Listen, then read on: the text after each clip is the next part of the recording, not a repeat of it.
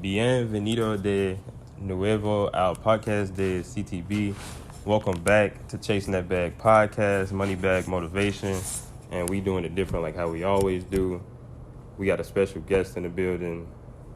The man that inspired and gave me the idea to get to this point and do this and start interviewing other entrepreneurs in the area. And my mentor, Adrian Cruz. You go ahead and say something. What's going on, y'all? It's actually been great, man. Like, I appreciate you even having me here, man. I've known you for years, dog, and just to have you reach out to actually be able to finally interview me, and like we've spoken about it a couple of times too. So it's like to finally be here is definitely surreal. Only because you kind of been around since my beginning too. Yeah. You know, and I seen you at your beginning when it was your first shirts and your first hoodies, man, and just to be able to get to know you over these years, man, it's been great. So I appreciate you having me, especially being able to come here, you know. So definitely, I feel the same way, vice versa, because this also is a monumental episode because this is where I had my first pop up at, and I did my first collab with y'all. yeah, So this, facts. so there's a lot of history in here. So I'm happy to be able to do the first visual episode here and with you. So this gonna be a good episode. Of course, anytime. And before we get into it, could you let the people know who you are and what you do, even though I said your name, but just to give people a slight background. Adrian Cruz, I go by Dre. Tim knows me from the owner and CEO of Ink Time Tattoo Shop out in Gary, Indiana. I'm pretty much a full-time entrepreneur. At this point, I've been in it for like 6 years or so. So I'm almost like a mentor to a lot. I'm still young in the game myself. So I pretty much play all roles, man. I'm a student, I'm a teacher, you know, so that's pretty much where I'm at right now in regards to like my shift. I appreciate that. And before we get into the questions, I don't want to get too deep in because I don't want to forget about this, but I just wanted to tell you and everybody that's listening about this little shot that I learned about that was brought to my attention recently, and I've been incorporating it into my morning routine, and the name of it is Magic Mind. And it's a productivity shot that helps with increases your focus, energy, and it does so much more. But I just wanted to tell you and everybody else about my experience that I had taken it for the first time. I got my samples in, this was Wednesday of last week, and I tried it for the first time, and I instantly got a complete difference from what I usually get in the morning. It was a complete extra boost of energy, more mental clarity, and less stress, and I was able to get my work done at work and at home without any procrastination or distractions that I usually deal with, and it allowed me to get through the whole day without any crashes or any jitterness that might come from coffee. Right. And there's nothing wrong with coffee or having coffee with your morning routine, but you can have it with your coffee in the morning also if you're a coffee person or not. Right. And it has a lot of benefits, and it has lion's mushrooms, ashwagandha, matcha, that's green tea, and a lot more benefits. Is made from 12 natural ingredients. I stand behind the product because I tried it myself, and I give it a 10 out of 10, and I've incorporated it into my morning routine ever since I've tried it the first time, and I just wanted to let everybody know about it. And inform everybody about it because it's a company based out of Silicon Valley, and it's made by a Silicon Valley investor, and he's also an entrepreneur. So I feel like that it's fitting that we collaborate and partner with them because since we've also interviewed a lot of entrepreneurs from around. For sure. And he started it because he had a heart condition 10 years ago from drinking too much coffee, and he had too much caffeine intake. He was drinking 6 cups a day, and that led him having to go to the emergency room, and that's when he was diagnosed with a heart condition. And the doctor told him that he had to stop drinking coffee as much as he was.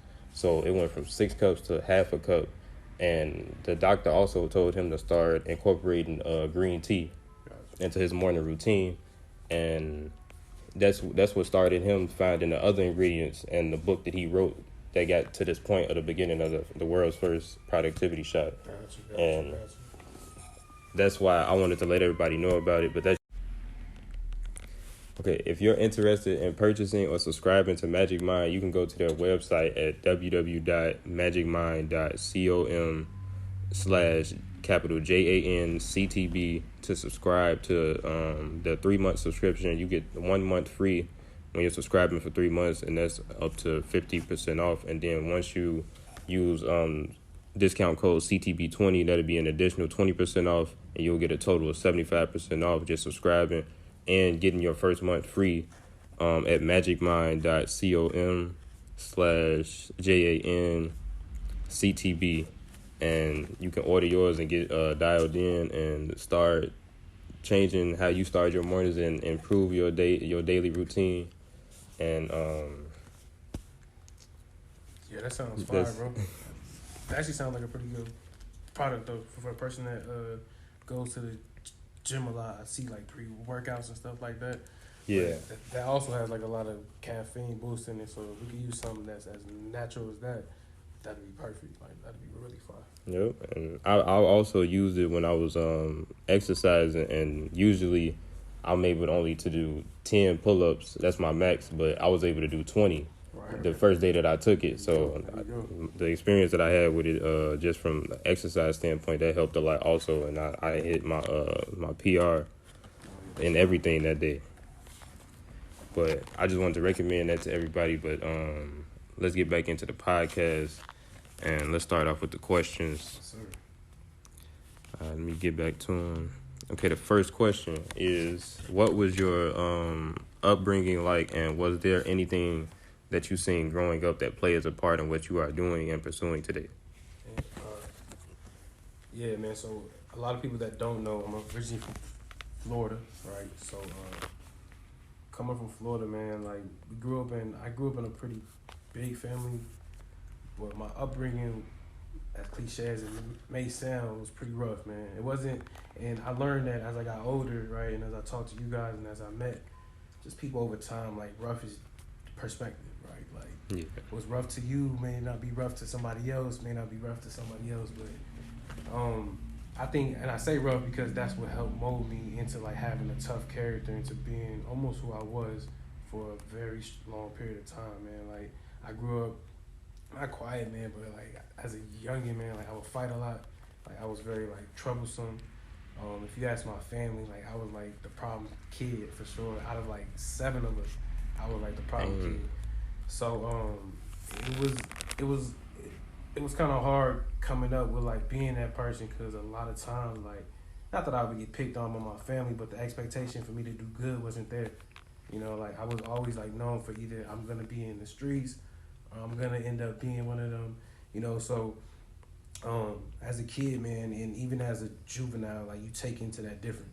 Like you really transpire into, like, if people start to tell you something, just like as an adult, if you hang out with the wrong crew, you're gonna end up doing what that crew does. As a kid, we mold these kids into what we tell them, you know, and that's why I became my mentor who I am. But at that time, I ain't really had that, you know. So getting told that I was gonna be bad, I was like, I could be worse, you know. So I would really, literally, like, not try to be worse, but I would fit into that. And man, as I grew up into adult, I transpired into, like, thank God I never been to jail, I never got in trouble, but I was lost for sure, man. You know, like I didn't have a really direction.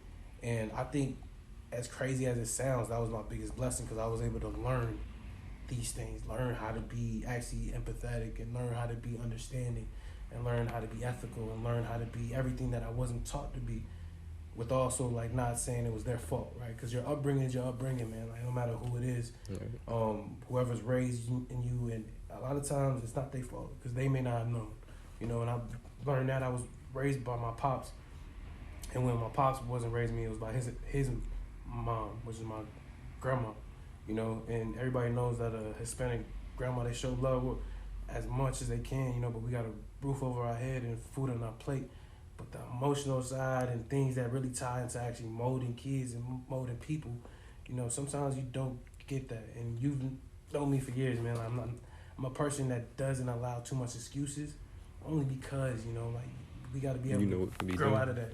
You know, so my upbringing in regards to, like, being attached to me now, I can't say that I was, like, pushing for positivity. I can't say that I was I played sports, you know.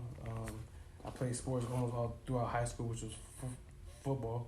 And even then, I played sports, thank God, to keep me out of trouble and keep me doing some shit after school, you know. But I would say overall, bro, like my upbringing, honestly, and I tell this to my family more, you know, as we grow into a generation that seeks therapy more and we really trying to figure out like our true selves, is like we have to be able to accept our upbringing more. Like a lot of people, bro, that I met have become more pessimistic. You know, like they think a lot more negative. And I tell people now, and they've heard it, like if they see this, that they'll probably just laugh because I'm one of the most optimistic people I know, bro, honestly. Even in like the midst of shit, just like me, like, bro, this is crazy right now. I'm still like, all right, but a problem has to be fixed. Yeah. You know, because I came to the point where I'm the problem fixer, I guess, there's not too much people I could turn to for a certain amount of advice or a certain amount of things, which is good, you know, because at the end of the day, we got to figure it out. And I think my upbringing brought that to a core. It's like, you know what? I was able to learn so much things throughout my journey to where it's like my upbringing was cool, but I feel like the upbringing, it keeps going, right? I'm in my mid 31, but I feel like the upbringing is just a continuous thing, man. You know, like our childhood, unless you were blessed enough to have a nice family, and granted, like I feel like I'm gonna be that guy that teaches my little girl to be a little busy lady or to go to school or to just to do things right, that we possibly didn't have a chance to do or it wasn't taught to do, you know. So, but all of those and us that didn't have that opportunity, we gotta learn to take advantage of that, man. Like learn to take our downs and our falls and even the things that our parents haven't done and want to achieve more, you know, to bring that next generation or to take care of our family. And I feel like that's where I'm at right now, man. I'm transpiring to do all of that. I like that answer. That was very motivational. And the main thing that stuck out to me was that when you spoke about your upbringing or your childhood and how you came up, you didn't let like the negative parts become your main perspective of how you view life or how you if you think I'm gonna do bad now, I'm gonna do bad as an adult. It cut off and you realize like I can't keep doing this. I need to do something better. Right. Yeah, for sure. And even those, man, because you'd be surprised at how much people are like that. Like I've learned, like a lot of people are the person that they family like, man, you ain't gonna be shit, or man, you not gonna be nothing, or man, you got. And bro, I promise you guys, my dad, like in high school, I remember like it was yesterday. I got in a fight, and he picked me up from school, and he just turned to me like, bro, what's wrong with you? Like, why you keep getting in? And I told him, like, bro, this is what people expect from me. They told me that I'm gonna turn out just like you. So what they, you know what I'm saying? I promise you, I remember so swift because he told me. It wasn't like an inspiring moment, but he told me that day, he's like, bro, just be yourself, dog. It'll come in to whatever you feel like you have to be. And even at the time, I didn't know. But even then, I didn't stop not being an aggressor or that, but I stopped listening to people more. And when I promise you, to this day, I don't listen to nobody, and not in a bad way, like in a very good way, like only because I'm moving correctly now, but to not listen to people's opinions on the things that they have nothing to do with. You probably don't know people's upbringings. You don't know what people's been through. I just heard something on a podcast like 2 days ago where it's like you got to stop looking at the picture that's painted and figure out how that picture got painted. Because you don't know what anybody went through to get to that picture. Like the picture probably took 4 years to make. You don't know if a person started it and stopped and didn't know how the image was going to look.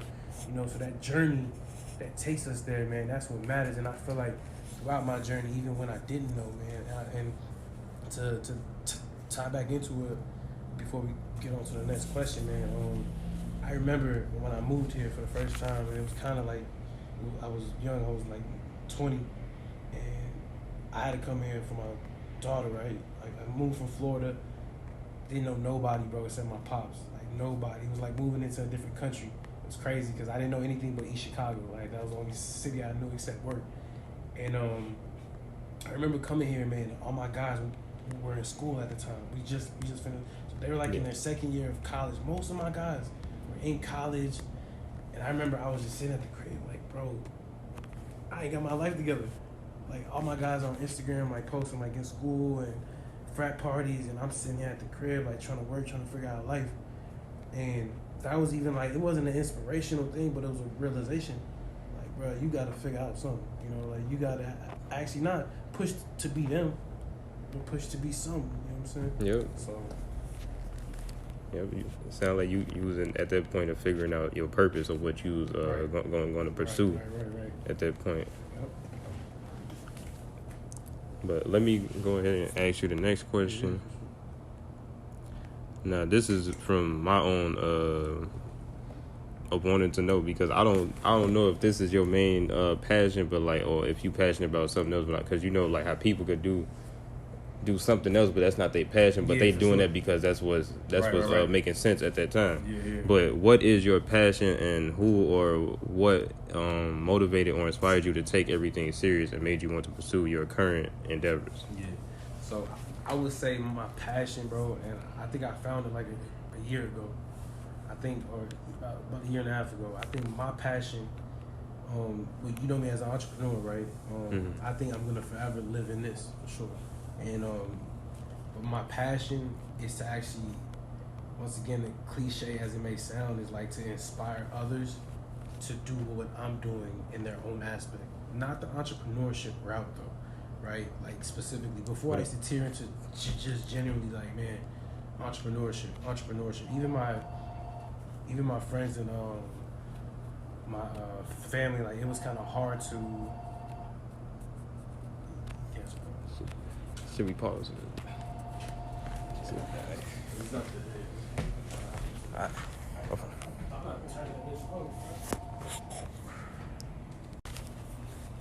Okay.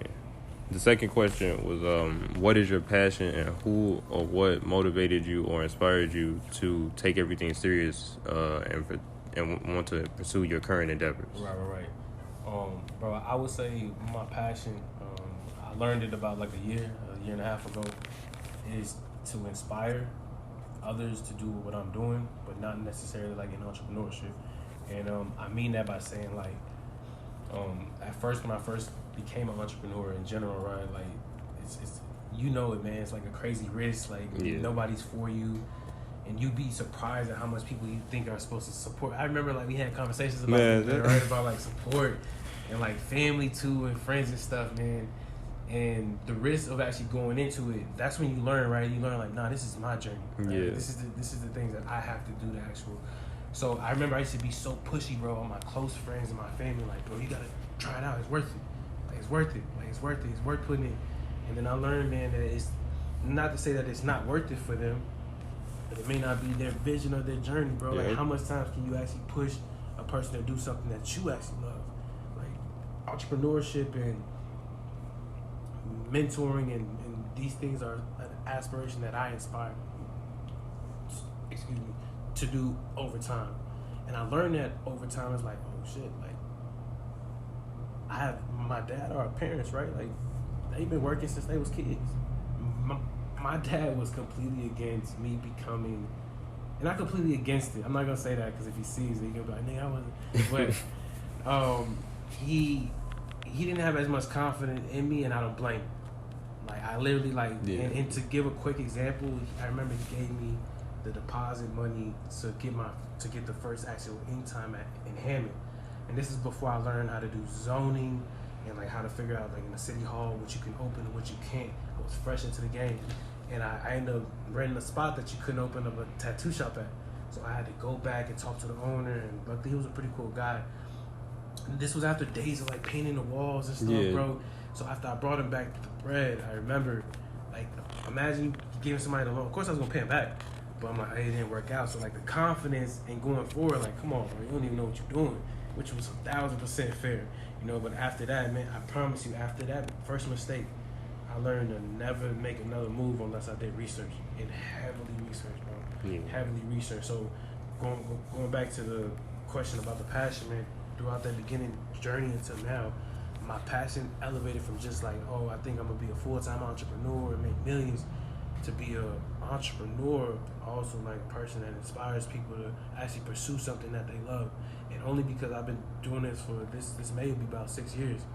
I've been doing it long enough to where I can have a conversation with you, or I can have a conversation with your mans, and I can know if you like doing what you like to do. Bro. It's not gonna take a lot of deep questions or like interview questions to be like, okay, well, let me find out. No, we're gonna talk on a regular basis, and then based off of the information or based off the information that you come back with me about the next time we talk, I'm gonna know that you, I learned that at the beginning. I had 100 conversations with everybody because you had to remember I was pushing it. Everybody like, yo, Trey, bro, I got this idea about this. I got this. I'm like, bet. I would ask like 5 to 6 questions and come back with it like maybe a month later. Like, hey, bro, didn't you tell me about the?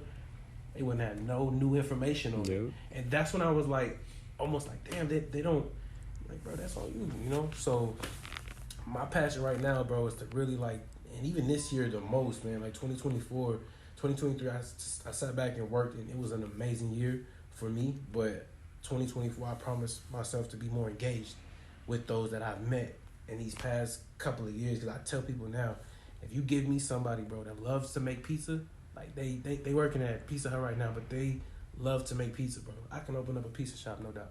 Yep.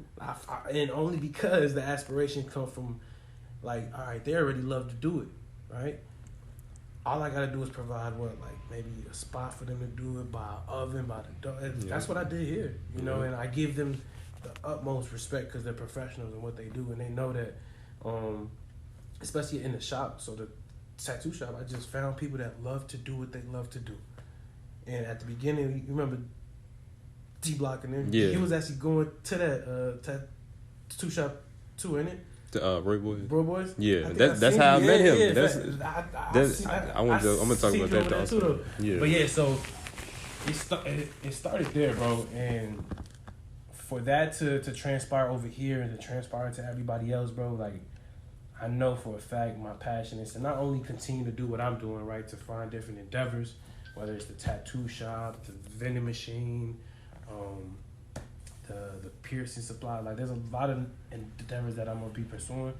But overall, bro, I'm going to say my passion is to help others pursue their dreams and maybe even partner up with people, you know, like become one of those. And I had to learn that too, because a lot of businesses are surprising. Like, you know, if a lot of tattoo parlors or barbershops or salons, a lot of the owners are actually a part of the actual shop. Yep. And even throughout these years, these guys are shocked. Like, man, you're the owner. The first question I get every rib, like, I want to get a tattoo on my arm. How much is gonna? And I have to humbly say, like, I don't tattoo, I don't pierce. I just own the shop. And for me to say I just own it, because even for these guys, they know in the background I do hella shit. I do a lot of marketing, a lot of advertising, a lot of meetings for them to actually push their work out. Now, they're the talent of the core, you know, but I learned for a business to operate, these last 2 years have been my best years. And it wasn't because the financial part, even though that has grown for sure, but it's because the actual energy and the actual elevation from where Inktown first started to now, with the website and the QR codes and the reviews and Facebook and Google, and even to be in Gary and to be as successful as we are has been a blessing, bro.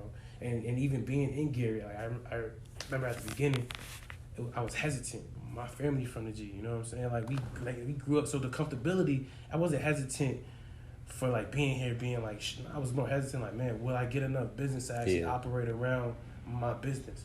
And will it be a respected business? And will it be a business that operates at the point where people are still going to be able to come? And it was, bro. Like, it didn't take the people to make Inktown. It took me to grow as a leader. And even the guys that I work with now that have been here for a while, they've grown so much in here with me. And it's been amazing to see, man. It's been amazing to see. Yeah, that was a great answer also, and I can attest to what you said about how you trying to inspire and just motivate people to basically, like, be the best at what they do best, like, not do what I'm doing, but do what you do best in your field, rather than you be in this realm of, like, piercer, or tattoo artist, or lawyer, doctor, whatever you pursuing. Right. Just be the best in that realm, and that's all that you're trying to do. And I can attest to that, because that you motivated me and inspired me to continue to learn more and get more information about what I'm doing and what I'm pursuing, even though it may not be the glamorous part. It's still necessary for you to know, because if somebody, like you said, asks you about what you're doing, they can tell if you're passionate about what you about what you're doing or not. And just before we move on, I want to say, going back to those that work, right? Those that want to have a job or be a lawyer or even work for a company, I tell them, like, I met a lot of them at the gym, and you gotta remember, for us, it's like we have to be like, it's okay for people to actually still work the job. Not everybody. I think it was Fat Joe said it on a podcast. He's like, everybody's trying to be the chief, but doesn't anybody want to be the Indians? And it has to. Not everybody can be a chief, and not to say that we're fighting for it, But I tell those that are gonna continue to work in the field, like, be happy then, right? Because the only difference between entrepreneurs is we kind of choose our hustle. We choose how much, and sometimes it's a hard choice, but we have to gain that respect and gain that ask for a job if you're there. And I told my sister this. I'm like, if you're at the job, that's cool, but I better not hear you complaining about it. Yeah. You better be happy you better not be like, well, I hate this. You better be at a job that you're comfortable, you like going to. Yep. And if not, the only reason why I say that is because if you making $20 an hour, $22 an hour, and you're unhappy in a field and you've been in that field for long enough, you can sure enough find a job that's in the field, maybe not making more, maybe making the same, or maybe $1 less. But if your peace and your happiness is gonna, you know what I'm saying, that's more important. It's gonna outweigh the finance. Yeah, so the overall picture of that, for me, I think that makes what was I trying to say? The overall picture for those that actually are gonna continue to work. If you do, then take that. So you know what I'm saying. Like, make sure that you're at peace with everything that's happening. Make sure it values you as much as you value it, because you don't have to only value things that you create, And I also look at it from the perspective of like how like Mike Tyson said it on his podcast. He was like, you got to do what you don't like, what you hate, like you love it. So that, like, not saying like your passion, but I'm saying like, if you got to work a job in order to fund what you pursuing, ain't nothing wrong with that. It might be a job you don't want to do or you don't like going to, but you got to work it like you love it in order to fund and do what you're doing. So that's why I'm like, I can attest to that, because I was doing that also. So that's why I'm like, 100%. Because even when I told you, like, I was working at 3 jobs just to make the first event happen. Like, I didn't want to do that, but I was so invested into it that I didn't have a problem doing it, because I only had like 1 off day out the week, but I was still getting closer to what I needed to invest in to make the first pop-up happen. Right. But sure. Let me go ahead and ask you the third question. That was the second one. Okay. Next question is, in your opinion, what books have made a big impact on you? So, I'm going to pull it up, man, right now, real quick. I listen to audiobooks. I'm going to put that out there first. I read no paper books. I haven't read a paper book since my chemistry book in, like, my sophomore year. Dang. And only reason why, and a lot of people may like this, bro, I promise you, I have Amazon Audible. It's like $15 a month. Mm-hmm. You get like 2 credits, which is 2 books pretty much per, I don't know, every 2 weeks or so. And you'd be surprised, because these days we're such in a digital content place where it's like everything that we listen to is in our headphones, on the speaker, and in the car.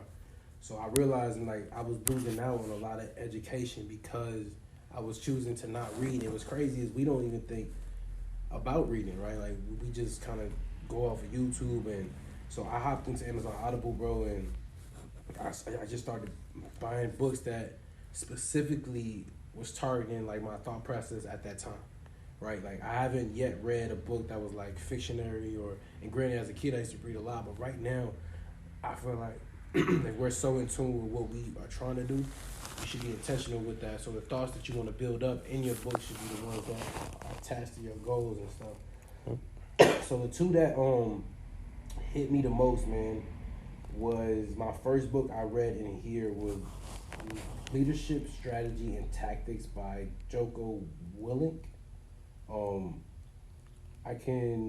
We can figure out if we can put a link or something in there, or I can even send it to you if anybody got questions. I can always share the book for sure. That book, man, it was about a Navy SEAL, and he was one. And he pretty much talked about all the tactics and the leadership strategies that he had to do while he was a Navy SEAL. I don't know if he was a sergeant, but he was up there. Like, he had a team of people. Yeah. But throughout the book, he gave so many examples about the decisions that he made in the middle of the war, too. on why it was valid or invalid decisions based off of his leadership skills and his skills to communicate, his skills to understand, his skills to be ethical. You know, so bro, it was crazy because when I first started hearing it, I'm like, oh, it's about it. I personally haven't been in the Army. I haven't been in Navy SEAL, so I thought, nah, this is not for me. But after I read the book, bro, it was like one of those that almost changed my mind for ink time for sure, and just my thought process overall. Because it let me know that, man, I'm in a position to be a leader, but a lot of times I don't have to lead. Like, I don't know if you remember when I was first here at ink time, I used to be here a lot. Like, almost every day with the guys, hanging out and chilling. And I learned as an entrepreneur or as a position that I want to be in this shop, that I have to create these managers and these boundaries and these things to actually create a business to where I don't have to be there as much. And I have to have, but of course it has to be able to operate and run on its own. This was one of the books that was like, this is how you continue to be a leader, but you can mold people into leaders. You can mold by doing these strategies, by actually helping them learn how to communicate. A lot of us, especially as adults, man, we forget that. We become very prideful when it comes to actually having to communicate or having to learn new things. Because not to say we feel like we know it all, but in a sense we have that attitude like, man, I ain't got to learn nothing else. You know, like I came from a place where I didn't have to learn how to actually communicate smoothly or learn how to speak professionally. I learned how to change up. You know, I can do hoodie and Timbs and I could be in a full suit. You know, a lot of people have actually a problem with that transition. And reading more and just in general, man, like even hearing podcasts, they say that the more that you in tune your mind with, especially if that's people that you're not familiar with, everybody, all these books that I'm reading, like that one for sure, I don't know anything about that side, you know? And then the other book that I'm going to mention, man, I was going to, where is it at? Atomic Habits. I like that one. I read that one. Right? So I have Atomic Habits was a great book too. It wasn't that long. And it literally, if you read it, you already know it breaks down like all the things that you can do to start building up habits. Yep. You know, and positive habits at that.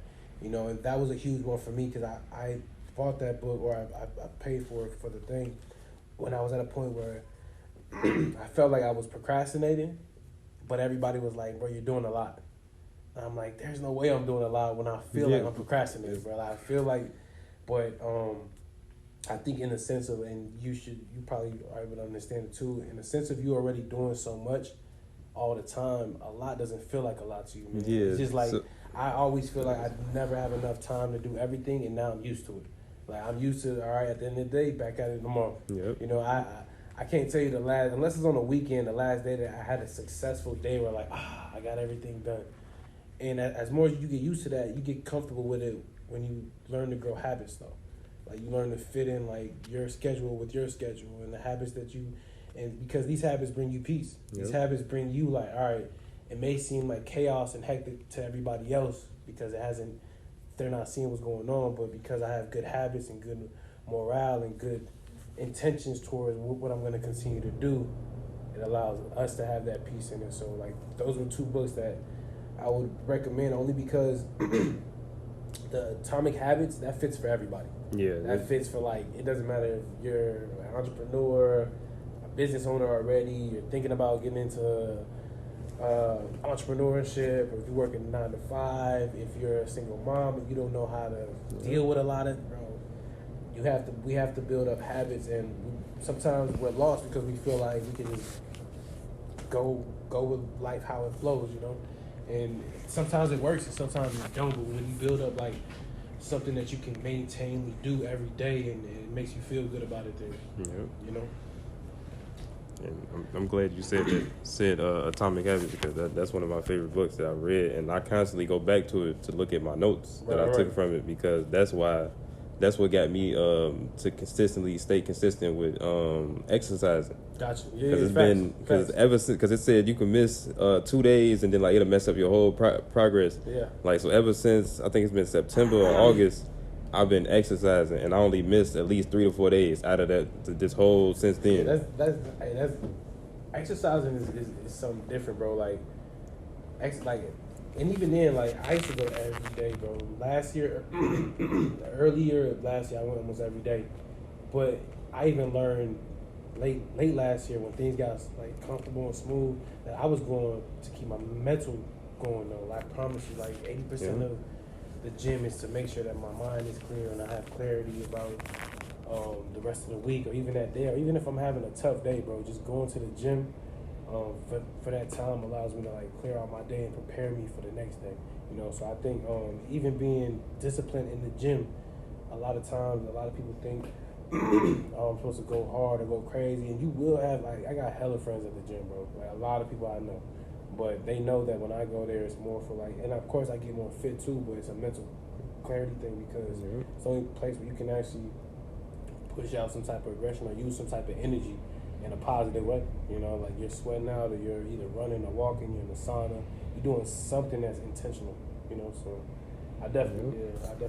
And it helps with building discipline. So if you being disciplined with exercising and doing that one thing consistently every day, it leads to you doing other things consistently. So that's why I'm like, same thing with the exercise, and I was able to get back to reading consistently.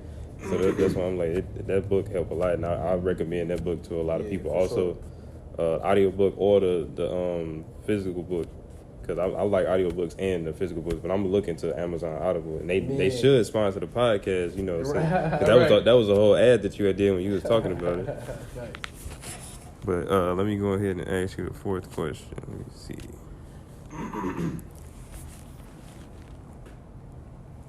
Okay, now you mentioned this, but I wanted to just see your perspective and what you thought about it. How did you become good at time management with your, I don't know if this makes sense, but like daily life and work life? Yeah, for sure. I was actually trying to find the book, bro, when I was on my way here. It was a PDF book that I downloaded like in 2016. I think I sent it to you, man. I don't know if that was one of like, it was like a PDF form. I sent it to a couple of people.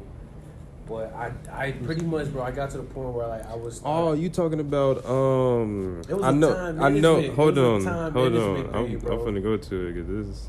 I constantly go back to that. I was trying to find it. I couldn't find it in like my personal files. Cause it's in my Apple Books. Let me see. Oh, it's probably in there for me too. I didn't even check there. Yeah, let me. Okay, it's by. It got like a red cover on it. Yep, I'm waiting. It's loading right now. Where is it at? It's not asking it to be given. Oh, here it is, right here. Managing Personal Development. Yep, that's the book. Yep. Managing Personal Development by Leo Tiago. But bro, that book right there, you remember it's short. Yes, it's not and it gets straight to the point. It gets straight to the point, bro, and that was one of the books that I could say that really, and this is before my even entrepreneurship thing, bro. I just knew that at that time I was balancing out a lot of things, bro. Like I've always been in school. I had my daughter. I was working full time. I was inspiring to become an entrepreneur. So I knew that the habits that I had in the time management that I was doing that I thought was right, I knew it couldn't have been right because it was harder to balance out that time. And once I became so much more open to learning different ways of actually living, like all right, this can't be the way because there's people out there doing it easier or making it look easy at least. I started to read. That was one of my first books that I actually read though, and it happened to be time management only because, like I said, a lot of the books that I read, it directly affects what's going on with me right now. And at that time, I'm like, all right, I'm about to start tearing into things that I really want to engage into. So how can I manage it? And that book, bro, you know, it literally get this right into it.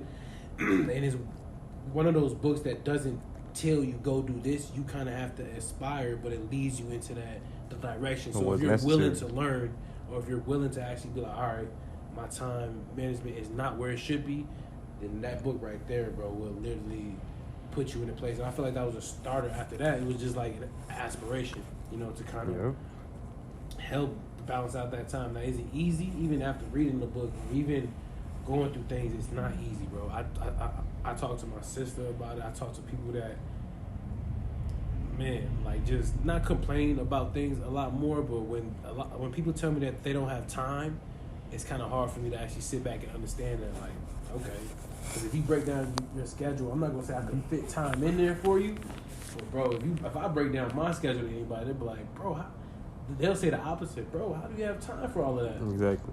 It's like, man, but It's a way. yeah, there's definitely a way, but you just have to be able to actually find the actual balance for you. And sometimes, like even with the books, sometimes it takes us to read on to how other people are actually balancing out their time or balancing their management. Because even with my personal and my work, it tied into each other because I had to still be able to be at the crib with my little girl and find things to do. But even her, like she grew up in the shop, man. Like she was here, you know. So that helped out too.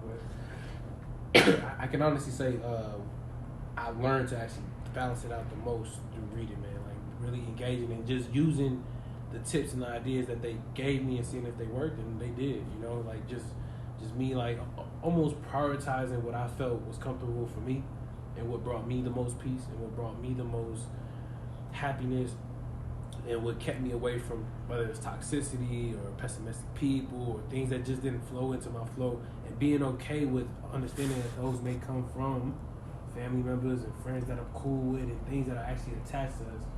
So it's like, and that's even a growth, right, in itself. Like Yes. you know it the most. Like once you begin to disattach from those that make you feel like you're not who you feel like you should be, Yeah. and you learn to kind of, all right, man, I can just move around there. And then at this point, I think it just gets easier.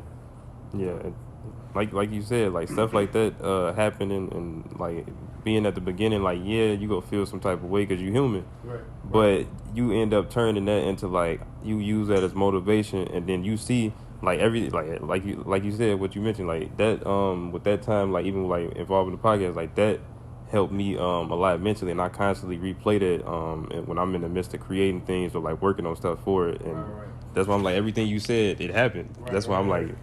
So that's why I'm like, it ain't worth worrying or stressing about something that you can't control. Right, Just focus on what you could do and what you got control over. Exactly. Yep. Exactly. Okay, but let me go ahead and ask you the next question. Okay. Okay, now people might feel like this random, but I know because of this based off me knowing you personally. How does Nipsey Hussle inspire you? Oh yeah, facts. I did. Yeah, well, yeah, like you said, people probably see that random, but Nip was a huge inspiration for myself. Who would probably know it the most would be my brother, because I believe the Victory Lap album dropped 2018, if I'm not mistaken, either 18 or 19, but that was a year either way. That was a year that I started working on Ink Time itself, which was it was crazy because I took a trip out to Virginia, and my friend, she was a pharmacist, and she had a wedding in Virginia, and she invited me out there, and this was when I just had got a tattoo too, man. It was crazy. So I went to Virginia, and I met, he was an engineer at the wedding, and at this time, I was already kind of talking with Block about, and he Working on worked the at app. Shop. Yeah, working on the app. Yep. Right. I remember this. Right. So I ended up going out there, and even at the time, bro, I bumped Victory Lap, man, almost a year straight.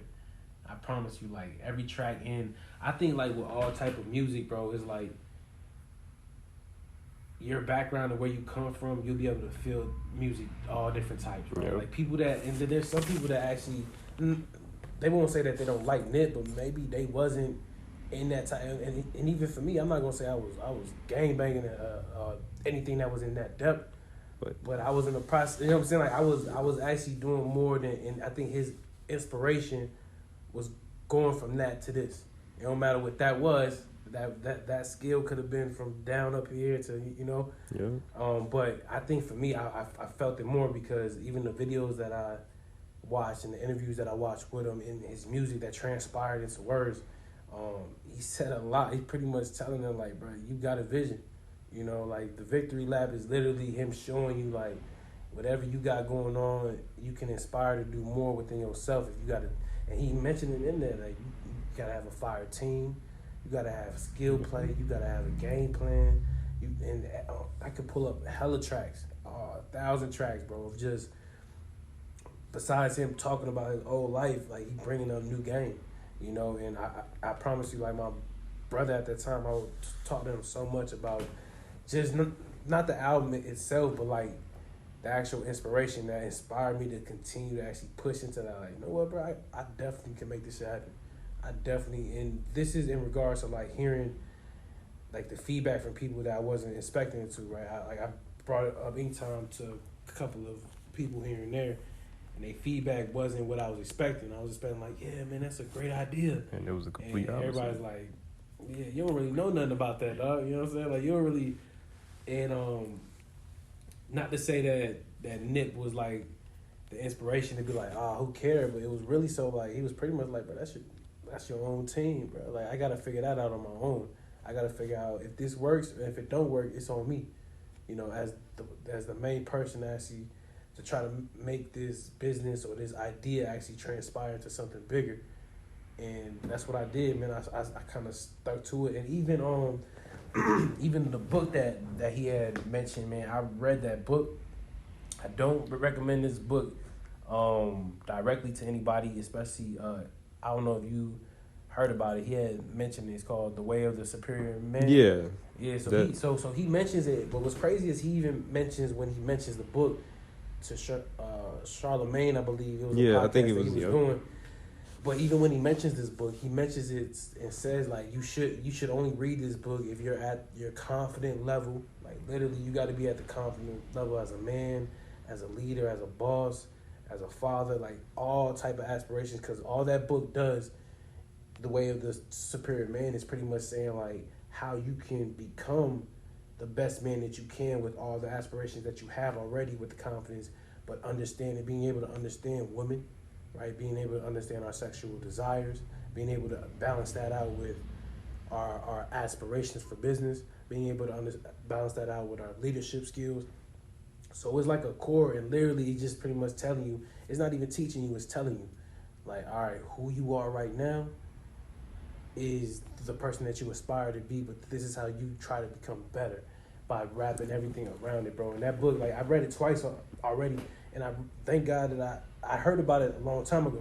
I didn't read it till like last year, because last year was when I got to the point where I'm like, all right, I think I'm here. And not here where like I think ready I'm to here. read it. Yeah, I think I'm. So that book even, man. So it's like Nip play, and I got a victory lap tattoo too. I think it's on this yeah, there you go. The victory lap flags and stuff.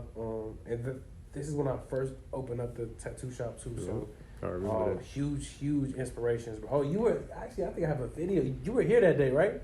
I think so. Yeah, I think you were. I think I have the video. I took the actual video of this, and you were here. You were about to get a tattoo after me. Yeah, because I got a few tattoos that year. I remember. Yeah, facts. But yeah, so Nick played, man, a huge role, bro. Like even him being like a father figure to his kids, and like all of that, man. Like once again, I'm not gonna say that I mimicked his way of moving, but it was definitely huge and inspiration, only because I was already into his music, and I was already into like the verbiage that he put out, because he was one of the ones that made a difference in regards to like, I come from the hood back home, so when, like I have a lot of guys that are still back home. Not to say that they're not doing much, but they still got the mentality of like just being at the crib, smoking, just chilling, trying to do whatever they're doing, you know. And to be a person that still understand that game but can grow out of it, that's why I feel like I was more so like, man, I want to be that person to inspire, and that's kind of what he did, you know. He was a person that chose to not be back in that environment, but still try to inspire the most he can, you know. Try to bring as much people that was once in that predicament out of it, you know. So. And I attest to what you said also, because he inspired me also. But before he passed, I was only aware of his interviews and what he did like business wise and what he spoke on business wise. So that's what I was inspired by, and that's why I was following him. Right. But I didn't start listening to his music after he had till he passed. But even now, like his people that was around him, like All Money In, everybody that was around him, his old circle, they still doing things like that. They said that even while he was alive, that they was gonna do. Like in one of the neighborhoods they was in, like they own almost 3 blocks. They got buildings on 2-3 blocks. Cause I was watching the episode they did with Earn Your Leisure. Okay. And they did, it was an all money in episode. They had interviewed all of them, and that everything they was saying, it's crazy because like everything that he instilled in them when he was alive still stayed with them. Then that's why they doing what they doing even then. That's why I'm like, and it stuck with me too. Especially like the team part, like you got to have a team in order to get to where you're trying to go. You can't do everything on your own. For sure. So that's some people learn different, right? Because like I said, they start off with them being involved. Like I just happen to be in a position where I can't make my own money, and I can. Obviously, I could figure it out. Or even then, I used to pierce for a couple of months. So I thought that I needed to be involved directly with the team. I thought, all right, I'm here already. Let me figure it out. I learned how to pierce. But while I was piercing for like 5-6 months, I realized I'm like, man, I actually don't want to do this. Yeah. I'm a businessman, you know. Like I think I'd rather sit back, and I think like 6 months after that, we ended up having one of the artists train somebody. They became a piercer, and then I hired him. And today, that was actually him. So Jay's been here shit ever since. So it's like, we have to know our positions, I guess, right? Like we have to know our role and what we want to do. And I feel like for me, like it's just one of those things where it's like as long as everybody knows their position, you know, the flow will work. And then for me, I just, like I said, I've been blessed enough where I can sit back and watch them work and see how things work out, and then I can bring the idea. And even right now, man, like I feel like with Nip, what he had said in an interview, it was on a podcast actually. He said that he's not even the smartest person on his team.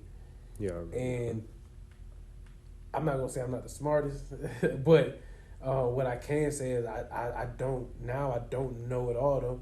I probably, you can ask them how much time they sat me down for a meeting like, yo, Dre, I think we could do this like this, and I'm so open to it because it actually makes me excited to hear that they have ideas that I haven't even thought about yet. Yep. You know, and even then that comes from the aspirations of me pushing them in meetings and stuff to think of new ideas and to come up with new ways. So instilling it, man, I think like how you said, his team was able to keep flowing. Yeah. That's like the best thing in the world, bro. And that's what I inspired to do too, man, is to talk to as much people, you know, spread the words that, whether it's through entrepreneurship or just grind and hustle or positive thinking, anything, bro. That way, even as we go on, and maybe they can push it into other people, and they can be instilled in them, so they could progress in their own ways, you know. Mm-hmm. And that just take me back to I don't know if you remember, like this is like I think after like a year after I had met you, it was a paper you sent me with like I don't know what, I'm trying to remember everything that was on it. It was like it was saying like it was some motivation stuff. It was like basically like not like a blueprint, but like it was like a plan. Like this should be your direction, like how to go. Like if you trying to do, I think I remember that. That's why I'm like I still got that. That's why I'm like that just made me think about that also. Yeah, for sure. I mean, shit. I think with you, man, you were honestly, because I was still even in my beginning stage then, bro, which is crazy. But I feel like you were one of the first ones that you came up right after I was like kind of already beginning my own stuff. So the things that I was telling you though was just the things that I knew that you could do. And if you had ever asked me something outside of like something that you couldn't, then I would have knew. You know what I'm saying? I wouldn't have been able to direct you, because I feel like a mentor or even a person that you get advice from, they should always be a person that either done something successfully or they failed at doing that something successfully and can only give you that story. Yep. You know, because anything else is just advice, and you could get advice on the internet.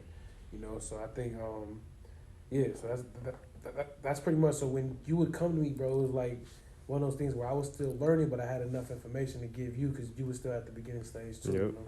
Because I'm like, I knew, like, if I came to you about certain things, I'm like, I had a feeling that you had a grasp on it or been through or experienced something similar to that. So that's why I'm like, I'm not going to waste this time, but I'm like, I'm going to ask him something that I'm pretty sure he went through, or he could tell me how he got through it. Right, even though that same approach may not work for me, like, it'll just have me mentally prepared and ready to for the outcomes of how everything may go. Facts.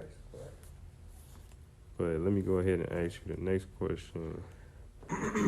Okay, what is your approach with obstacles and adversity, and how do you deal with them? Say it one more time. What is your approach? What is your approach with obstacles and adversity, and how do you deal with them? Obstacles and adversity. Yeah. I would say what got me through the most obstacles and adversity was already dealing with tough times as a kid. You know, like I went through a lot, whether it was with the transition of like just, I don't know, man, like just being in a tough environment. Like I said earlier, I grew up fighting a lot. I grew up not knowing like what was going on. I didn't have the best lifestyle. Even when it came to like school, I wasn't the kid that had all the shoes. I didn't have all the clothes. You know, and what's crazy is I wasn't one of them. I was always super genuine, bro. Like I was never one that got picked on. I was still the cool. You know what I'm saying? Still in the cool crowd, but I feel like that molded me to be so tough. Like how I mentioned earlier in the interview, it was like that really. I think a lot of the adversity that I was supposed to be going through, I wasn't feeling like it was adversity. I was just used to these pains and these things that was already happening. You know, now what allowed me to take on the obstacles and take on things that once I started to learn who I was as a person and began to have more understanding of what my purpose was always making sure that I had some type of why attached to it. You know, like Inky Johnson. I don't know if you know Inky Johnson. I listen to Inky a lot, man. And he talks about aspirations a lot. You know, he talks about adversity a lot. You know, with his story with his arm and everything. So I feel like all of us have like an Inky story, bro. You know, it may not be something physical, but it could be something that teared us away from being who we thought our purpose was at that time. You know, and I can honestly say that who I thought I was gonna be and who I am today is completely opposite. You know, I didn't see myself here, but it was Inky has a quote that I tell a lot of people. And it's not his quote, but he mentioned it in one of the podcasts he was doing, and it's actually a quote from Maya Angelou, and it says that I stand as one, but I come as 10,000. And that quote, man, stuck out to me years ago when I first heard it, because what he's saying is like who you see me as now is the person that went through everything throughout my journey. Whether I met somebody that was a bad influence, or whether I met somebody that was a positive influence, or whether I met somebody that changed my thought process on how I should move, or whether somebody messed up my trust issues. And all of that stuff to who I am now makes you who you are. You know, so I feel like after I learned how to actually take in what's going on and not be against it, meaning like if bad things were to happen to me, life's not perfect. Like life can only be as perfect as you try to make it, but the way the world works, man, like something's gonna come up, bro. Like life could be going smooth, but your perspective is so much more important, right? Like how you actually take into bad things happen, or how you take into adversity. And I feel like for me, man, I've always been inspired to push past it.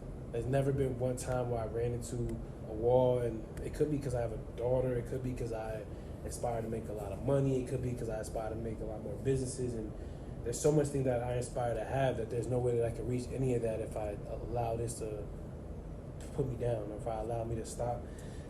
And as much things that I have going on right now, it'd be impossible. And I tell that to people all the time, is like, which is why I'm peaceful, right? Like I stay at peace, but that isn't like a lot of people confuse happiness and peace, right? They think that if you're happy, that's peaceful, but I could be peaceful right now, and then my car don't start tomorrow. I'm gonna be mad, bro. You go be happy. But are my bills paid? Is my daughter okay? Did we eat that day? Do I still got a place to sleep? Like the peace comes from like the things that actually matter. Yeah. On a day-to-day basis, if you wake up and spill your coffee on your shirt, you're gonna be mad. You know, so being able to actually separate those and be like, all right, it's time to move on. That's like that's why I feel like those obstacles and those adversities come from. Is I use that as an example, but these things that happen, we gotta fix it. We gotta either learn how to fix it that time, or be able to go around it so we can continue on what we're doing. And I feel like after I learned how to view it like that, it got better on tackling obstacles and tackling adversity. And I still go through it even here in the business daily, man. Not daily, but if anything problematic comes up in the business, I gotta kind of deal with it. I gotta figure it out. and I've never once been pessimistic about it. Like, man, I'm not too sure. Or man, I can't believe this shit happened. It never been like that. I just sit back, analyze the problem, be like, all right, man, that shit gotta get fixed. Yeah. So what can we do to actually, you know what I'm saying, fix it? Whether it's me doing it myself, or whether it's me trying to figure out if I have to talk to somebody else to figure out how to do, you know? Yeah. So I figured that's kind of how I got through tough times, bro. Like literally, and that's why I'm tough on people. Like that's why I'm tough on people. Like I'm not super tough, but like all the things that I've gone through or that has came about has gone through a process of like adversity, bro, and obstacles. And I talk about it a lot too because it's real. Like it really is real. Because if you leave it up to anybody, or the average person that's going through their life the way it is, and tough shit comes up, a lot of people gonna quit, bro. A lot of people gonna be like, or they'll just use it as this is not for me. Yeah. Nah, that's not for me, bro. Ain't no way that this shit too tough, bro. It's gonna be tough, bro. Yeah. You know, so after you push past that, it gets easier, man, for sure. Definitely. I like that answer, and I want to add to that because, like you said, like I got that similar perspective when it comes to like an obstacle or any type of adversity that may come up. Like I look at it, I don't be like, damn, like why me? Like why is happening to me? Right. Why me? Or this happening because of this person. Like nah, I just be like, okay, what's the problem? I know it's a solution to it. Like why is it happening, and what can I learn from it? Right. Because everything that's happening to you. You're not the only person that went through it or Right, that's dealing with it. reason, So it's bro. everything happens for a reason, good and bad. Yeah. You learning from it, and then you go use that to avoid it the next time. I think that takes like a level of maturity, though, bro. Like it really does. Like the more that you, even like you with your friends, I'm sure that you could sit back and see some of your friends that are pessimistic. And once again, I think it's so much easier for me now. Excuse me, right now, because I'm so optimistic. I'm to the point where I'm so optimistic where it's like, as soon as somebody says something that it could be a random conversation, they negative. Oh my God, you can't take it. You can't be around I'm like, it. damn, I can't. that's crazy that you thinking like that. Exactly. You know, so it's like, and it can come from male and female, bro. But Yep, are we the one to actually sit there and correct it? A lot of people be thinking I'm an asshole because I be like, why you think so negative, bro? Yeah. Like, and they try to like, it's okay to. I'm like, it's okay to, I guess. Like, I can't say that I've never not thought about something negative. I've always thought about like, damn, what the fuck? What happens if this happens?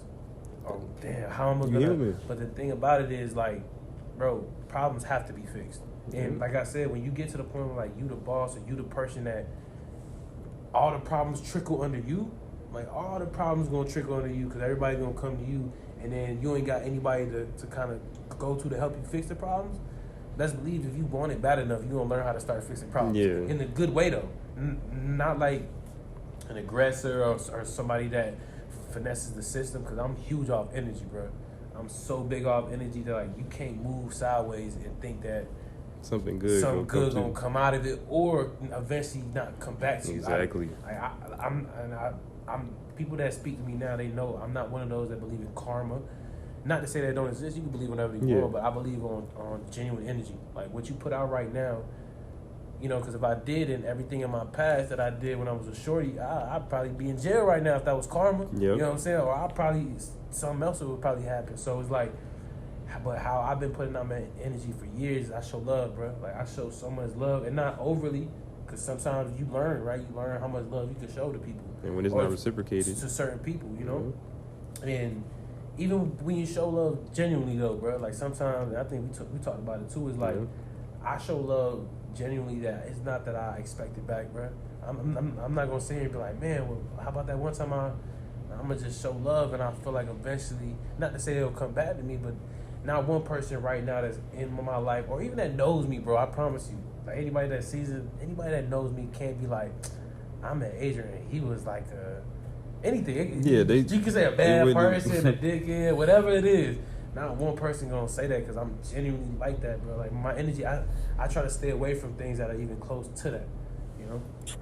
Yeah. And like you said, like you don't have to believe in karma, but it's still laws like in place, like the law of attraction. Yeah, for like sure. That's real. Whatever you put out, literally come For back to you, whether it be in that moment or whatever. It'll come back to you a year later, 2 minutes later, however long. Yep. And then another thing that I learned, like the secret, is your thoughts control your life. So if you constantly thinking negative or being pessimistic, like expecting the worst, you go keep receiving the worst. That's asking it is given. You keep saying it, that's what's gonna keep coming to you. So you can't have that mindset to be like that. You gotta like you said, be optimistic and be looking forward to what's to come and not just what's happening right now. Rather it be now to those that watching, is it easy? Nah, it's easy, man. It's actually so much easier to be negative, and I tell that to people too. It's like I'm so understanding that I can always say I get why you feel that way.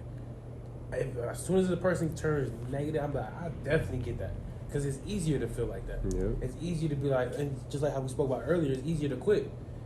I forgot who said that. I don't know if it was David Goggins or it was somebody that was an inspirational speaker, but they said that they mentioned that. They said it's so much easier to quit because you just have the choice to turn it off. Whatever you're doing, it doesn't matter. You're like, I'm done. Yep. But getting past that point that made you want to quit, bro, that's just like, as soon as you get past that, it's like, oh shit, I didn't have to quit. I actually made it. You know what I'm saying? Yep. But I can't agree with that part, because I, like, regardless of everything I done dealt with my journey, I know it's different for everybody, but for sure. It didn't been moments like I know stuff didn't happen where like people like, hey, I'm gonna quit, like this it, but I'm like, nah, because I'm like, this gotta add to the story. Yeah, I feel this is my perspective. I feel like you like life is like you write your own book and make your own movie. Yeah, for sure. Everything that's happening to you, this just add to what you can tell when you get to where you're going to. Yeah. So that's why. And we have to have like some type of attachment to it too. Like for me, it was COVID, right? When COVID hit, bro, all these businesses, and even like I still had to pay rent here, bro. Mm-hmm. All the businesses around, even on Broadway, shutting down. I was in school at the time. I had just finished my first degree, right? I could have been like, bro, I'm about to get a job. Paying me 60, 70K. I was literally like at that point where I'm like, bro, do I still want to? And then I thought about it. I'm like, man, I came too far into this place, into this position. And the people that work for me, they got lives, bro. They feed their kids off of this. How can I give up on something that I inspired to be or pushed to be because I'm going through a tough time and a tough time that I couldn't control? Nobody could control COVID, bro. So, but what I did really quick it was just the aspiration, right? Through COVID, I hustled so hard, bro. Only because it was COVID. So I 20 to 30 times marketed, advertised each time, to the point when COVID started to lower, the hustle that was already put up only gained so much more people because I was already going crazy in a time where people didn't want to come out the house. So because that hustle was still there, when it was time for people to come out the house, bro, that year after COVID, or when like shit started really die off, Anytime has only doubled every year after that, bro. I promise you. It literally has only gone better. And I realized, like, damn, I doubled my hustle. But after doing that, I started teaching them how to actually hustle. Or not even hustle. Like, they was always hustle, but how to become more of me. Yeah. Become more of an advertiser. Become more of a marketer. So, like, the main dude doing that, we all trickle. Like, it's like we said earlier, it's a team. And I feel like for Ink Time, it's like Ink Time is Ink Time. And as long as everybody works under the web, bro, it operates at the smoothest transition and transaction that it can, bro. And seeing that through COVID, bro, which is why I tell people, like, what type of hardships, bro? Because I've been through some shit, dog. I've been through enough to make me personally be like, nah, man, I'm good. But after I push past that, I don't think I can quit on anything right now, you know. Yep. Okay, let me go ahead and ask you the next question. I'm asking because, like I said, it's based off, because I think you had posted one of his audiobooks before, but what have you learned or used from David Goggins? Oh, gotcha, yeah. I read his first book, and that was actually recommended to me by a friend. And she actually... Let me see.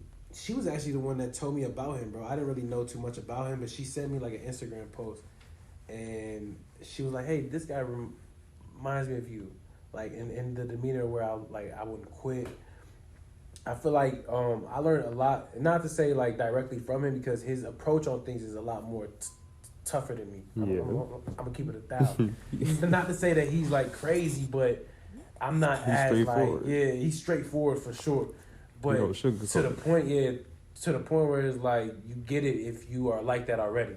Like you get what he's trying to aspire people to be like. Like don't quit on yourself, pretty much. You know, don't be one of those that are that have excuses or those that just allow other people to choose that type of life that you feel like you should have for you.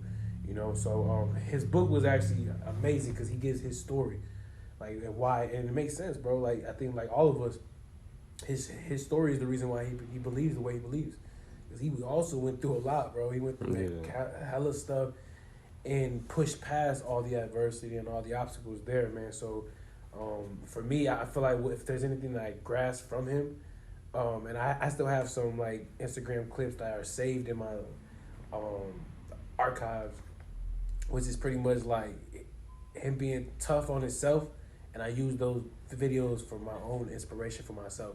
Like he has videos of him just talking like, get up in the morning, you know what I'm saying? Like make these moves, and it's little small shit like that sometimes I lack, you know, and sometimes I need somebody to actually push me. And if I don't have anybody pushing me on the daily, man, I actually turn to what is audio books or these reels and things like that to actually speak to me on the daily, you know, to actually bring back that inspiration or put in that kick. And I feel like with his energy is easy. Like all you gotta do is listen to one clip and you're like, oh shit, I'm not doing enough. You know what I'm saying? So yeah, for sure. Yeah, he very motivational. If people don't know about him, you need to look up David Goggins. But I'm going to go ahead and ask you the next question. Okay, who or what motivates you on a daily to continue to push towards your goals and your vision? I'm going to say just my family, bro, honestly. My daughter for sure, bro. She's like the biggest inspiration I have. She's 10 years old now, but she's the reason why I even started doing anything. Like I came out here, I was working at Lear. I just working at Lear, bro. And she was 1 year old, and I think at that time, that's when I told you I was starting to sit back and see my friends and going to school and just doing things. Mm-hmm. And I knew that I wanted her to be able to see something different. I didn't see any. My parents didn't go to college, and I didn't have any type of inspiration to actually be anything purposeful. I had inspiration to, I guess, to just be pushed ahead to school, but there was no inspiration behind it. Like, hey, bro, I just think you should go to school. And even then, didn't nobody go to school. Like my older sister didn't go to college, my older brother, which is cool. Like it's not to say that that's needed, but I didn't have no follow-up aspirations to do anything, and sometimes that can turn into like something that's generational, you know. So for my daughter, bro, it's like I seen her and I'm like, man, maybe I should actually try to, you know what I'm saying? So I went back to school because of her. And I would say that was the start of it all, bro. Like I just got my master's in December. I just like finally finished. So the process of like school when I first started to now, I know it was always through her, but I just wanted to like not to just give her a better life to be, but be an example through her. And I learned that being an example through her, I actually be an example to a hell of other people. You know, like me trying to be the best person I could be, to inspire and to teach her, I was able to teach and inspire so many other people outside of that. So right now, I feel like my daily motivation is seeing other people that are doing well for their families. You know, even these books that I'm reading, I read books on how to become a millionaire. I read books on how to inspire to be great. Like all of these people that are talking about these books, not to say that they had the same problems that we had, but they also had things that they had to end up going through. But if people are getting through it or going through it, and they're able to actually push to inspire others, well, why not me? You know, and I feel like the motivation doesn't just come from like my family and my daughter, even though that pushes me to want to give them more and to be the first person. Like I'm the first person in my family to graduate college. I'm the first person to open up a business. I'm the first person, you know, so I want to be able to, like, to see them in the point where I'm at. I think that's what keeps me, but as I hear other people continue to do it, right? Like, to know that it actually exists, I'm going to say. And past the beyond of just one business, two businesses, you know what I'm saying? Like, past the beyond of that. Like, the belief where J. Cole has said that, like, when you dream of something, you got to believe beyond the passive belief. And if you think that that's the highest, dream beyond that. Because the higher you reach, you know what I'm saying? If you reach the highest that you can, you're not going to miss. You're only going to reach a high point. But if you don't aspire to do a lot, which involves toughness and things like that, then you're not going to grow, bro. You're going to end up staying at the same pinpoint. And I seen that, bro. Like, it's probably hard to believe. There's people working at Lear right now that's been there since I was there, bro. Yep. So it's like, and once again, we talked about it earlier, that's probably okay for them. They're at a comfortability. But for me, bro, to stay motivated and to stay pushed, I have to continue to listen to people that's already done this. They're already good. They're already Gucci. They're just trying to be me in a higher sense. They're trying to let people know, yo, read these books, bro. Learn how to become financially understanding. Learn how to do your taxes right. Learn how to open up the business the right way with your LLCs. Learn how to, you know what I'm saying? Yep. Learn how to do everything operational so when it's time for you to actually do things operational, it works out, you know? Yeah. I like the answer. That was a great response. I'm going to go ahead and ask you the next question. You can hear me? Okay. Throughout this journey, how have you been able to maintain a positive mindset and mental mind state? It's been a lot of ways, bro. I would say over the last 2 years, been my health. Taking care of my health, bro. Making sure I'm in the gym. Making sure I'm drinking water, bro. Making sure I still eat whatever I want. But the health has been a major thing for my actual mental, though. Like, just being able to, on a day-to-day, right? Like, when you go to the gym, bro, you feel good, you know? And I think being in a positive state, like I mentioned earlier, always making sure that I'm at the most peace that I can be, with the understanding that life has its obstacles. Mm-hmm. And once you become realistic of that, it becomes easier, because when something comes up your way that is an obstacle, you're not treating it as such. You're not treating it as a brick wall. You're treating it as a street sign or a street cone. You may gotta stop for a little bit, look both ways, figure out what's going on, but are you gonna stay at the, no, it's a stop sign, it's not a red light, you know? And what's crazy is, that I think that's a huge difference, that a lot of people treat problems like a red light, right? Like, the problem comes up, and realistically, bro, if you at a red light somewhere that's busy, you're not gonna move. You're gonna sit there, and then you may get pissed off at the red light. Like, come on, bro, it's taking 3 minutes for this. But imagine if that red light was fucked up. Imagine if it was just messed up for some reason and it wasn't moving. Sometimes we treat our problem like that. We're like, we can't figure it out, so we just forgetting about that problem. Yeah. Like, all right, man, forget about it. I'm going to try to go around it. You can cause so much other issues, but if you treat it like a stop sign, bro, all right, what's going on, bro? Like, how can we fix this? Yep. And you got to move on, man. So I feel like that's kind of like the aspect that I took on to become, like, how to move past a lot of things that even try to become problem. And this is through personal too, right? Like life is not just smooth cakes, bro. Like, I go through things in my business and in my life, but if you ask my sister and them, like, they'll tell you, like, I'm one of those that if I gotta figure something out, I'm quiet, bro. I may be disappeared for like a couple of days, and not even in a bad way, but I'm gonna make sure that, once again, my peace is good, my daughter's good, my life is not messed up, my business is not in shambles, because this is an operation that runs every day. And that was another thing that I speak about.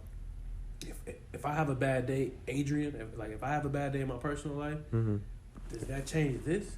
No, but this shit still gotta run, bro. Yeah. This shit still has to operate. So I may have a bad day and gotta come in here and have a meeting, and not allow my emotions to affect my meeting, whether it's, we're talking about supplies, we're talking about just business ideas. I have to be able to continue to operate. And because I play so many roles, that balance for me has always been, all right, we'll figure this out, which is why I don't push problems aside. I figure it out.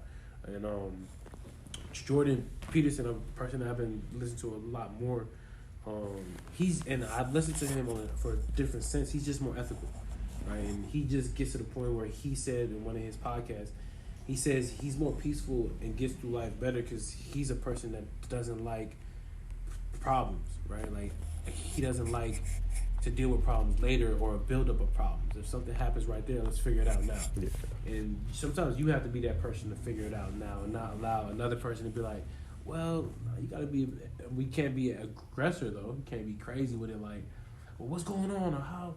You really have to be a person to sit back and like be, you know, a calm person to kind of take over whichever situation it is that's affecting you, you know, and kind of push past it. And once again, it sounds cliche and it sounds easy because a lot of people probably like, it ain't that easy. But when you get control of your emotions, when you get control of your mental, when you get control of your thinking, the way that you react to people, even when they're mad, like, bro, even in the shop, man, you know how much times like the guys in here throughout the time was arguing and I had to be the bigger person. Like every time I'm gonna be the bigger person because the problem has to get fixed, right? There's always gonna be something that happens. So I think being a leader, being a mentor, and that actually helped me and taught me to mold myself into doing that, and hopefully others can take that approach too, you know? Yeah.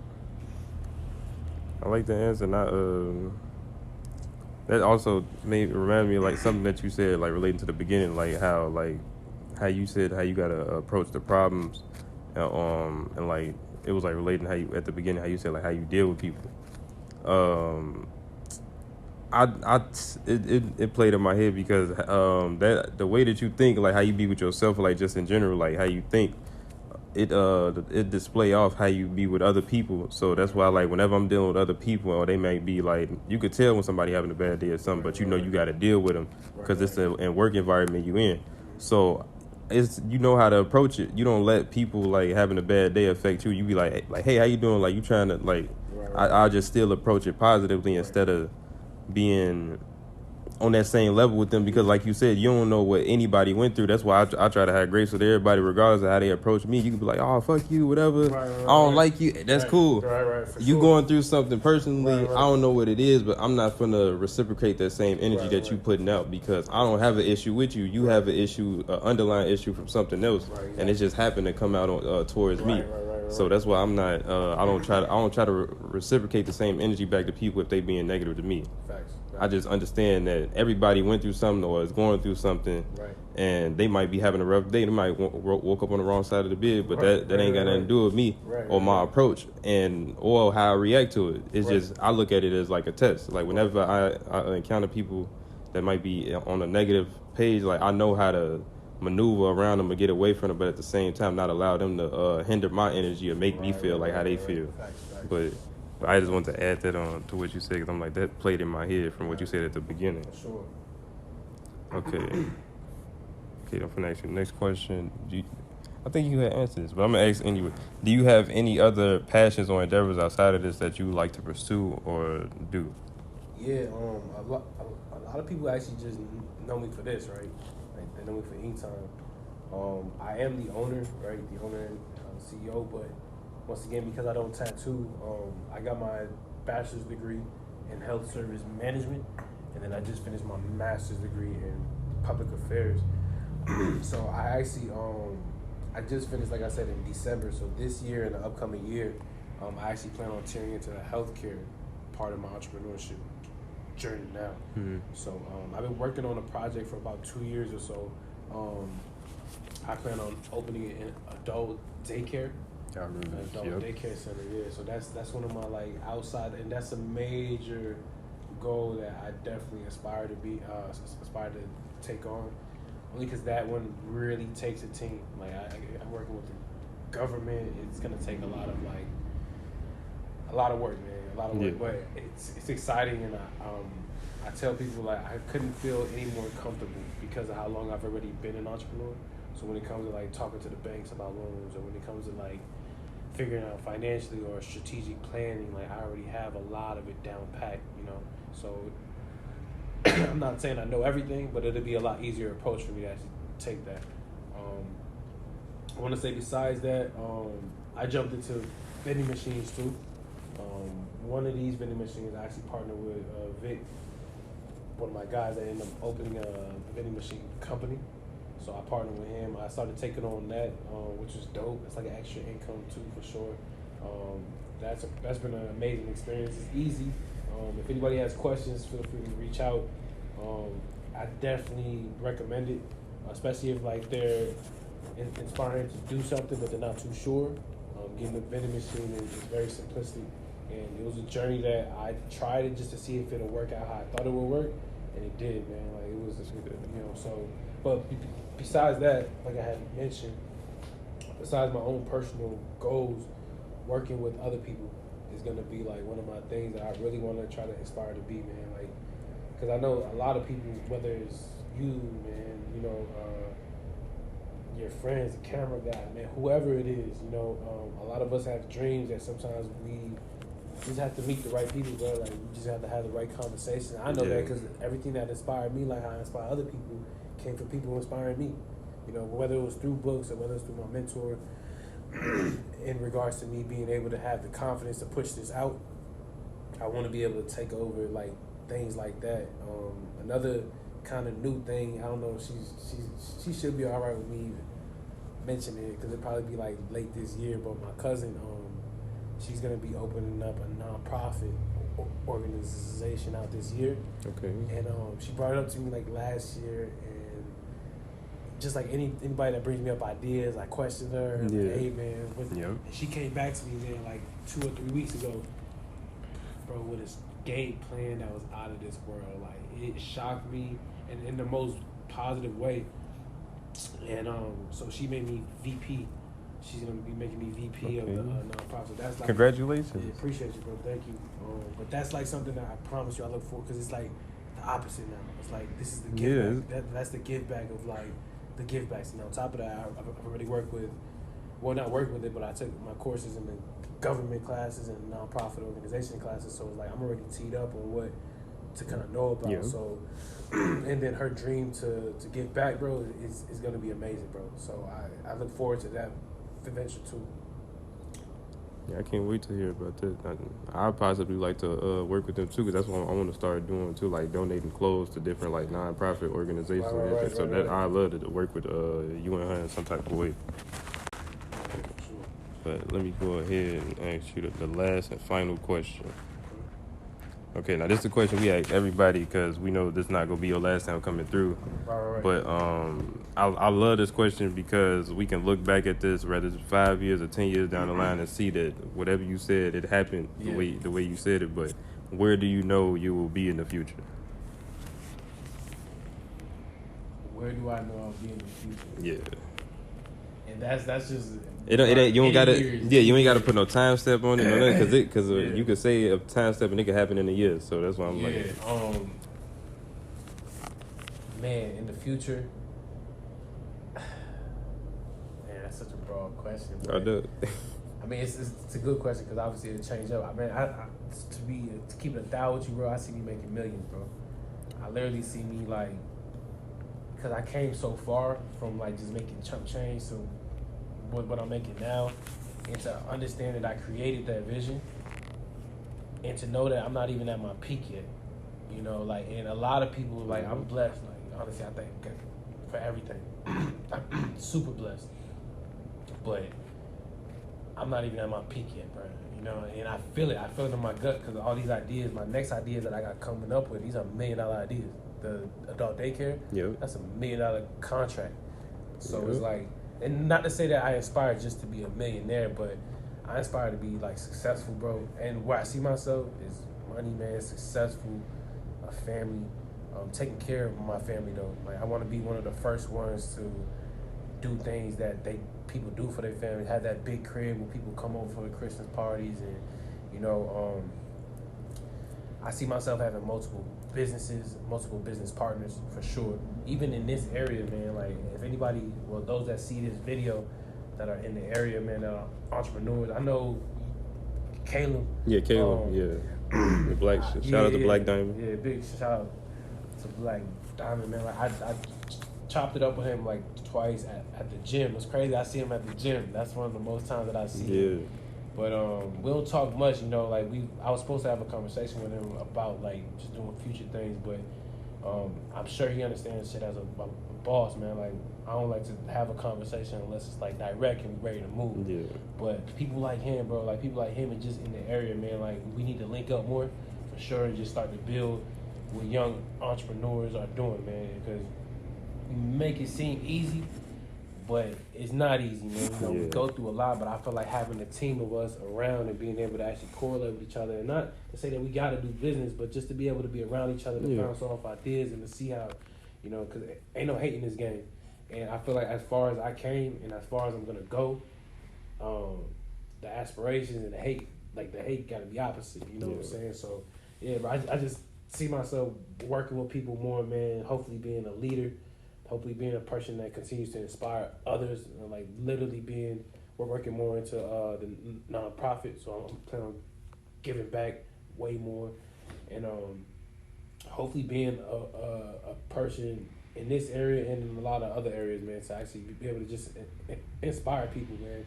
And that's through my own growth and through their growth, and just to have people that even if they see this, they can be able to hit me up and to email me or information, because if anything that I love, bro, and I would love to see is other people grind hard and just work for what they love, you know, and even if through having a conversation with me or through you or just the people that we met would be amazing, man, you know, so.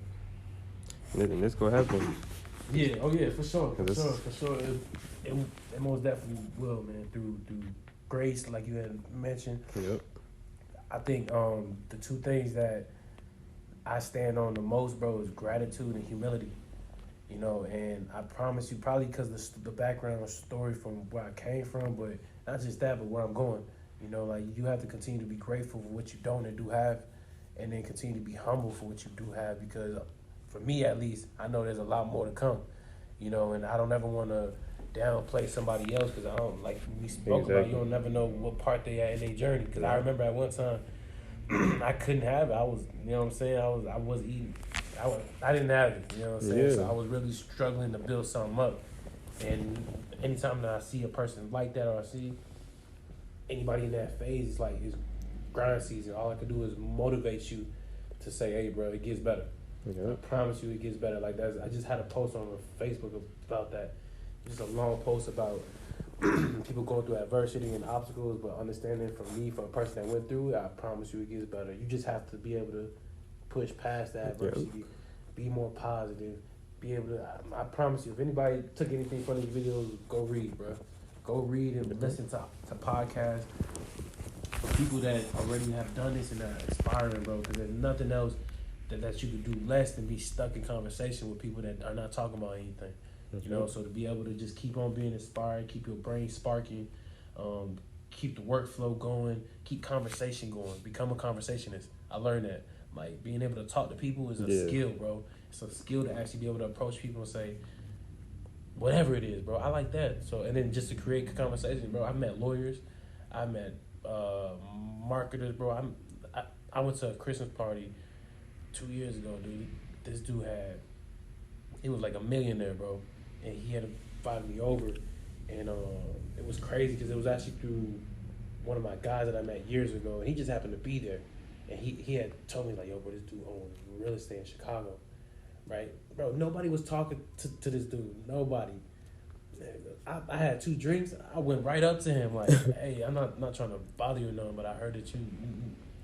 So I asked him for advice. I said, hey, if there's one key of advice that you can give anybody or a person like me, and he said the most cliche thing. He's like, there's no advice that I can give you to make this or make these moves that I made, but the thought process that you create over these years and the drive that you have to make the move that you want to make, I promise you, you're gonna land where you need to land. That's like the most broad. He didn't say like go do this, but he gave me enough to be like, I'm doing it right, bro. Yeah. If I continue to push out these aspirations, these positive moves, and even help others in the need when they need help, when it's not going to benefit me, it's going to come to me. Yep. It's going to find me, you know, so I hope to be in a place like that, man. I hope to see you too, man. I hope to see all of us, bro. Yeah, like, so we go be there. For sure. But I appreciate it. This is one of my favorite episodes so far, but this just go to and attest to what I said at the beginning, the first few episodes. this is why I created it, was to be to inspire and show people like different perspectives of whether it be entrepreneurs, artists, whatever it may be, that whatever you pursuing, it can be done, and what these are different mindsets and perspectives you will hear that's necessary to accomplish what you're doing. Because like me personally, like adding on to what he said and like everything else that we didn't heard, I didn't have the self-esteem and confidence at the beginning, but as years, I'm pretty sure people could hear it in the episodes. As time went on, I started getting more confident, learning more, and getting more consistent. And people might think like, oh, like he figured it out easily, but not, it was hard too. So that's why I'm like, everything that you said, that just made me think about that. And I had to say that because that's the main thing. The platform was to inspire and show people that like, regardless of what you have or may not have, you can still get whatever you need to do done. Right. And you go hear it from different perspectives, such as him and plenty of other people that we've talked to, of their blueprint and how they got to where they at and what's helping them. But like I said, thank you. I appreciate you allowing me to interview you, and thank you for being my mentor and just all the advice, and just it's a lot. But no problem, this the first time, but this ain't gonna be the last time that you're on here. Like you said, everything that sure. I feel like the more that you start doing this, bro, and just getting people's differences, like, because even the podcast that you're doing, I think even with the video, bro, it's gonna be dope. It's gonna be super dope to actually, because a lot of people still like to sit down and actually watch people speak too. So you'll be able to get content out of that, and then just and audio, and just becoming as creative as you have, man. It's been amazing. Like I said, I knew you from the get. You know, from like your first beginning, and you've grown so much, and you've been open though. I think just like you and a lot of these young cats that I've been able to actually speak to, the biggest difference that I've learned is you gotta open. You gotta open and learn. You gotta open to new things. And even through y'all, I learned that, oh shit, this works. Yeah. Like and not to say that I tell you guys things that I don't think will work, but to see it actually transpire through y'all is amazing, bro. Like it's a good feeling for me, even if it's from afar. Like, oh shit, he's starting to do this, or he's starting to do that. So man, it's been great, bro. I appreciate you. I wish you all luck with this for sure. You know, if y'all haven't, tune in. You know, Chasing the Bag podcast merch. You know, Chasing the Bag merch for sure. Yep. And like, if you need tattoos and piercings, come to Ink Time. Yeah, for sure. Yeah, for sure. If you need any tattoos, piercings, Ink Time Tattoos, 444 Broadway. We on Instagram. I would say just type in Ink Time on Google, and it'll speak for itself. You know. And I'm just close it from the rest of our sponsors. Like I said at the beginning, shout out to Magic Mind for partnering with us for the episode, and shout out to the Slides Plug, Black Diamond Vintage, and the Fry House for sponsoring the episode. Also, we appreciate all our sponsors, and we are grateful to be able to work with you in any type of way. You can follow Chasing That Bag podcast on Instagram, Facebook, and Chase That Bag LLC. Other than that, can't wait for everybody to see this episode. Thanks for tuning in, and we out.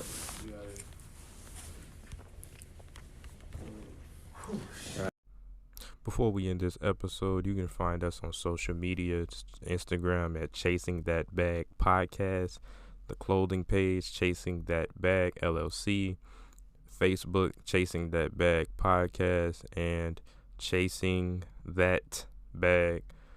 TikTok Chasing That Bag 18, Twitter Chasing That Bag 1, and CTB Podcast 2020 for the podcast page on Twitter. You can find us on YouTube at Chasing That Bag. You'll have to search Chasing That Bag commercial, and we should pop up then. Any other platform you could think of, just search Chasing That Bag, and we should be on there. The podcast is available on all podcast platforms, so just search up Chasing That Bag Podcast, and we are on there.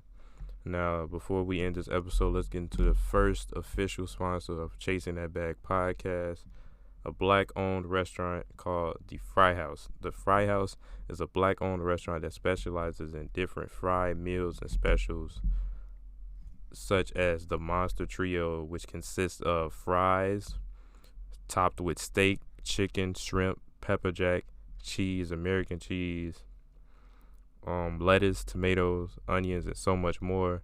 And they have many other options and different things that you can buy that includes that is made on top of fries. and you can say what you don't want, say what you want, but I'm pretty sure that you go like everything that you see, because I know I do, and I don't have any issues with the issue myself. I mean, with the menu myself, everything sounds great and tastes great.